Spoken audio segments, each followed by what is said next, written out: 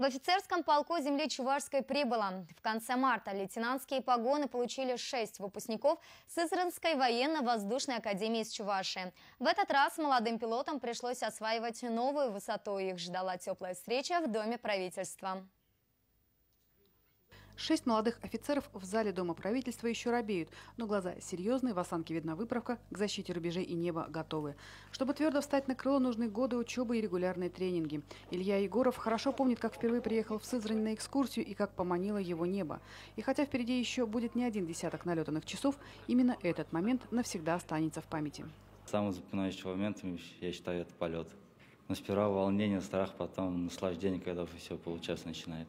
Выпускники Сызранской академии прежних лет Вениамин Петров и Геннадий Матвеев признаются, страсть к небу не проходит с годами. Именно эта любовь 10 лет назад сподвигла их на новый ратный путь – показать современным мальчишкам красоту и востребованность профессии. Я, честно говоря, не верил, когда мы с Вениамином Ивановичем Петровым, идея была у нас, чтобы у нас были последователи, которых мы сегодня видим. 46 героев Советского Союза и героев России воспитал Сызранское высшее военно-авиационное училище летчиков. Из 46 двое представителей Чувашской республики. Это Гаврилов и Константинов. То есть с кого брать пример, есть к чему стремиться. Профессия ваша, можно сказать, она героическая в какой-то степени.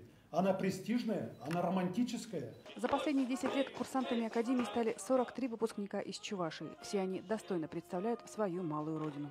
Открываются прекрасные возможности для самореализации, для дальнейшей жизни. Вы же не только там в военно-воздушных силах будете где-то служить.